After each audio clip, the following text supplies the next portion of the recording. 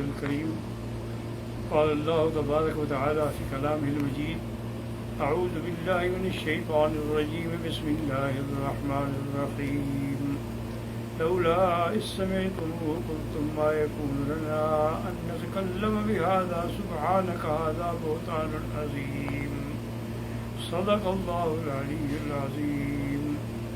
برادران اسلام، دروس سابقہ میں ہم سیدہ عائشہ صدیقہ رضی اللہ تعالی عنہ کے بارے میں کچھ معلومات جو ہیں وہ پیش کی تھی.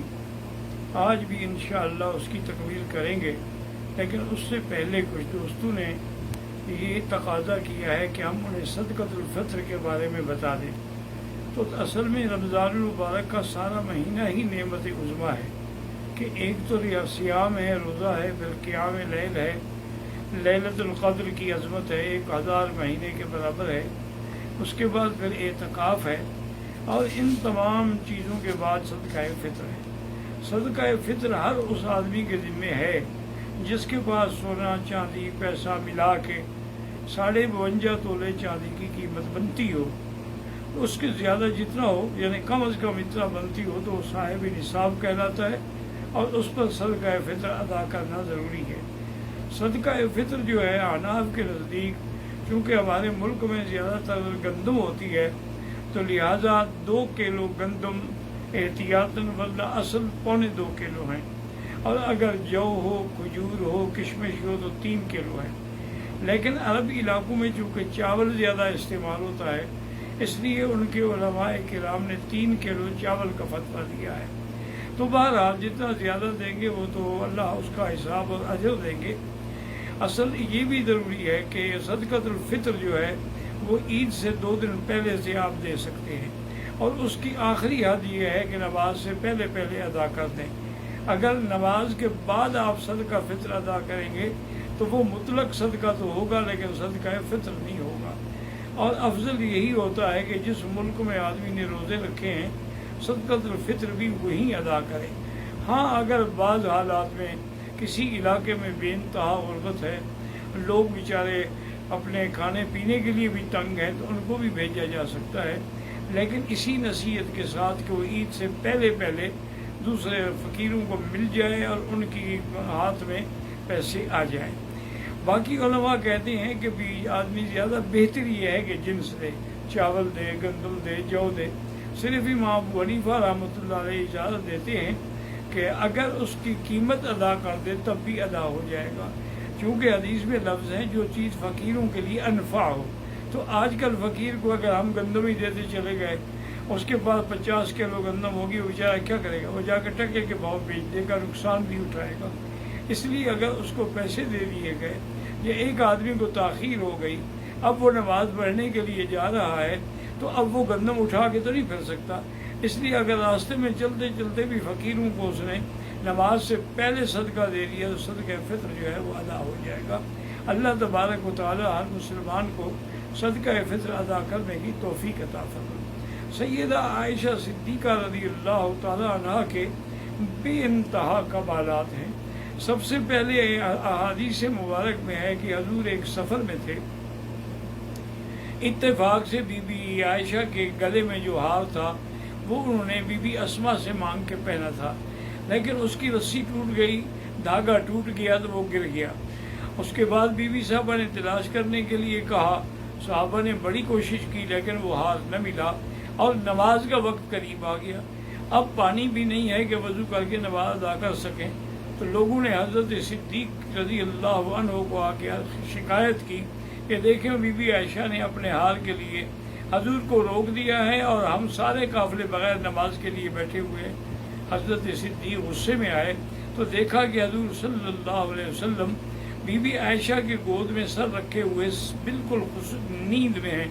تو حضرت صدیق نے غصے میں آ کر بی بی عائشہ کو پشت میں بھی اور ان کے پسلیوں میں بھی زور سے گھونسا مارا. بی بی عائشہ فرماتی ہیں کہ مجھے بڑی تکلیف ہوئی، لیکن میں نے برداشت کیا کہ حضور کی نیند میں خلل نہ آ جائے.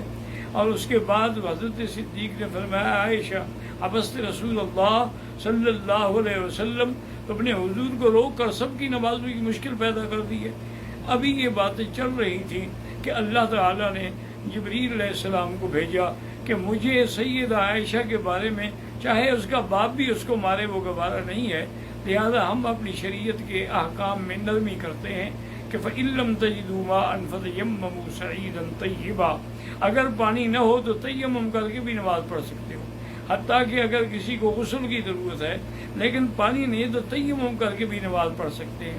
جب تیمم کا حکم آیا، تمام صحابہ مبارک دے رہے ہیں کہ یا آل ابی بکر، یہ تمہاری کوئی پہلی برکت نہیں ہے، کئی برکات ہیں، لیکن اس سے تو قیامت تک امت کے لیے ایک راحت ملی ہے، اور اس کا سبب جو ہے وہ بی بی عائشہ صدیقہ رضی اللہ عنہا۔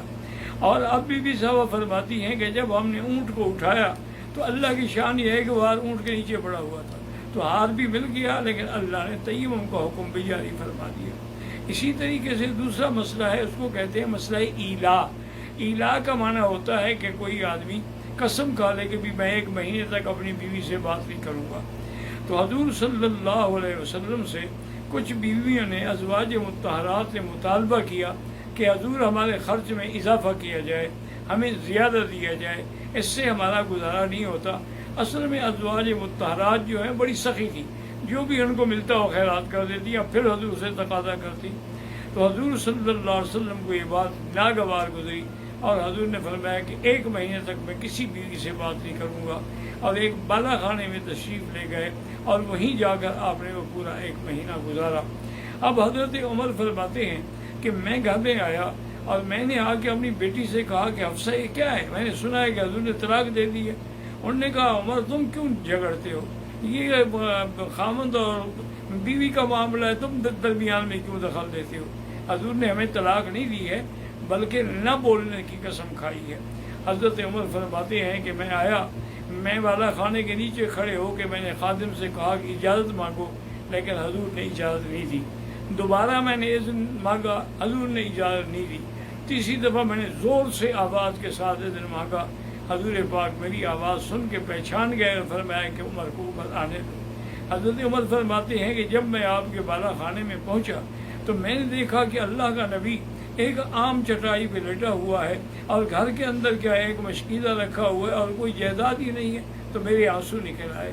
میں نے کہا یا رسول اللہ، کیسر و کسریٰ کی طاقت کو اور دولت کو دیکھیں، اور آپ تو دین و دنیا کے بادشاہ ہیں، لیکن آپ کا یہ عالم ہے۔ آپ نے فرمایا ما ترضیٰ یا عمر، کیا عمر تم اس بات پہ راضی نہیں ہو؟ لہم الدنیا ولنا الآخرہ، ان کو دنیا کی نعمتیں ملیں اور ہمیں آخرت کی نعمت ملے۔ اور اس کے بعد حضرت عمر رضی اللہ تعالیٰ کہتی ہیں کہ میں نے دیکھا کہ حضور کیونکہ بڑے اداس ہیں، میں نے کہا کوئی ایسی بات کروں جس سے حضور خوش ہو جائے۔ میں نے کہا یا رسول اللہ، عورتوں کو تو آپ نے سر پہ چڑھا دیا ہے نا، ورنہ ہم قریش نے ان کو بالکل لکڑی کی طرح سیدھا کر کے رکھتے تھے، آپ نے ان کو اتنا ہمارے سروں میں بٹھا دیا ہے کہ اب ہر بات کا مقابلہ کرتی ہیں اور جواب دیتی ہیں۔ حضور صلی اللہ علیہ وسلم مسکرا اٹھے۔ میں نے کہا حل طلقت یا رسول اللہ، کیا آپ نے اپنی بیویوں کو طلاق دی؟ میں نے ما طلقت، میں نے تو کوئی طلاق نہیں دی، میں نے تو قسم کھائی تھی کہ 1 مہینہ نہیں بولوں گا، یہ طلاق نہیں، یہ ایلا ہے۔ تو حضرت عمر کہتے ہیں میں خوش ہو گیا، اور میں نے خوش ہو کے نعرہ بلند کیا اللہ اکبر کا، تاکہ صحابہ جو مسجد نبوی میں بیٹھے ہوئے رو رہے تھے کہ ہمارے ماؤں کو طلاق ہو گئی ہے، وہ بھی خوش ہو جائیں۔ تو حضور صلی اللہ علیہ وسلم ٹھیک 29 دن کے بعد آپ تشریف لے آئے، اور سب سے پہلے بی بی عائشہ کے گھر میں آئے، اور اللہ نے یہ قرآن نازل فرمایا کہ یا ایھا النبی قل لازواجک ان کنتن تردن الحیاۃ الدنیا وزینتها فتعالین امتعکن واسرحکن سراحا جمیلا وَإِن كُنتُنَّ تُرِدْنَ اللَّهَ وَرَسُولَهُ وَالدَّارَ الْآخِرَةَ فَإِنَّ اللَّهَ أَعَدَّ لِلْمُحْسَنَاتِ مِنكُنَّ أَجْرًا عَظِيمًا۔ حضور بی بی عائشہ کہتی ہے یا رسول اللہ، میں تو انگلیوں پہ گن رہی ہوں، آج تو 29 کا دن ہے، آپ نے تو پورے مہینے کی قسم کھائی تھی۔